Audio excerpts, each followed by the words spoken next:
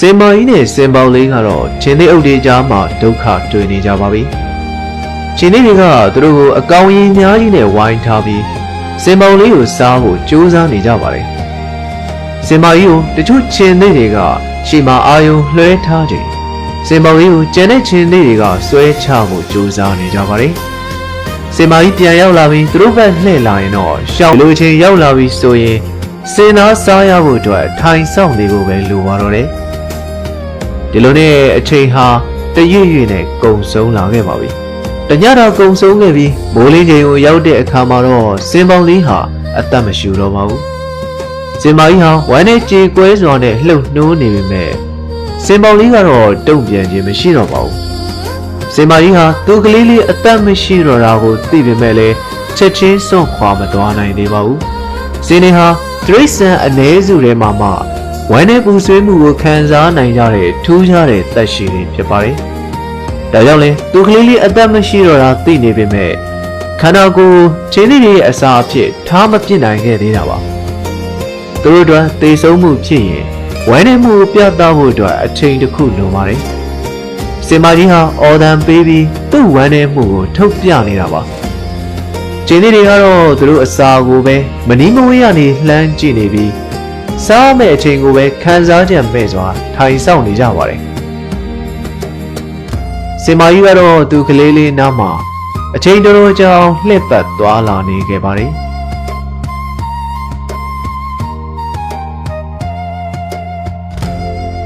နောက်ဆုံးမှာတော့စင်မကြီးကလည်းသူ့ရဲ့ချစ်လာစွာသောကလေးငယ်ရဲ့ရုပ်လောင်းကိုကြောခိုင်းပြီးဝမ်းနဲ့ကြေကွဲမှုတွေနဲ့ထွက်ခွာသွားပြီးဖြစ်ပါတယ်ဒီငှက်ကြီးတွေဟာသူတို့ခန္ဓာကိုယ်တဝက်စာလောက်ရှိတဲ့ဒီအယိုးကြီးတွေကိုရအောင်စားကြပါတယ်။အယိုးအတွင်းမှာအရန်ရတာရှိတဲ့ရိုးတွင်းချင်စီပါဝင်ပြီးအဲ့ဒီအစီတက်ကသူတို့ခန္ဓာကိုယ်အတွက်လိုအပ်ချက်ဖြစ်နေတာပါ။ဒါပေမဲ့လည်းဒီအယိုးကြီးကတော့အရန်ကြီးနေပြီးတခါတည်းမျိုးချလိုက်လို့မဖြစ်နိုင်တာသူသိပါတယ်။အခုလိုဖြစ်နေပြီဆိုရင်တော့ဒီပြဿနာကိုဖြေရှင်းဖို့လမ်မာဂါယာလို့ခေါ်တဲ့ဒီငှက်ကြီးတွေမှာသူတို့ရဲ့ကျွမ်းကျင်တဲ့ပြန်တမ်းမှုကိုအသုံးချပြီးဖြေရှင်းနိုင်တဲ့နည်းလမ်းကောင်းတစ်ခုရှိနေပါတယ်။ပထမဆုံးအနေနဲ့ငှက်ကြီးဟာအယိုးကိုသူ့ခြေထောက်တင်နဲ့ချီပြီးအပူလေးစည်းချောင်းကနေတစ်ဆင့်ကောင်းကင်ဘုံကိုပြန်တန်းပြီးထိုးတက်သွားပါတယ်။လေချောင်းနဲ့ကန့်လန့်ဖြစ်ပြီးပြန်တန်းတဲ့အရှိန်ကိုနှေးကွေးတာမျိုးမဖြစ်စေဖို့အယိုးကိုသူ့ခန္ဓာကိုယ်နဲ့အပြိုင်ထားလိုက်ပါတယ်။ဒီလိုနဲ့သိမကြခင်မှာပဲအကောင်းဆုံးအမြင့်တနေရာကိုရောက်ရှိသွားပါပြီ။တင်တော်တဲ့မြင့်ကိုရောက်ရှိသွားပြီဆိုတော့နဲ့သူသိထားတဲ့နေရာတစ်ခုစီကိုလေဟုန်စီးပြီးပြန်သွားပါတယ်။အဲဒီနေရာကတော့တောင်ကုန်းထိပ်တနေရာမှာရှိပြီးကြောက်တုံးတွေစူဝေးနေတဲ့နေရာဖြစ်တာကြောင့်သူချီလာတဲ့အယိုးကြီးကိုခွဲပစ်ဖို့အကောင်းဆုံးနေရာတစ်ခုပါပဲကြောက်တုံးတွေရှိနေတဲ့နေရာရဲ့အပေါ်ကိုအရင်ဆုံးပြန်တန်းသွားလိုက်ပြီးနေရာကျပြီဆိုတာနဲ့ပြန်တန်းလာတဲ့အရှိန်နဲ့အတူကြောက်တုံးတွေရှိတဲ့နေရာစီအယိုးကိုလွှတ်ချလိုက်ပါတယ်ဒီလိုဆိုရင်တော့အယိုးဟာကျေသွားပါပြီကွဲထွက်သွားတဲ့အယိုးတွေကသူမျိုးချလို့ရတဲ့အယိုးအပိုင်းတစ်ခုကိုမျိုးချလိုက်ပါတယ်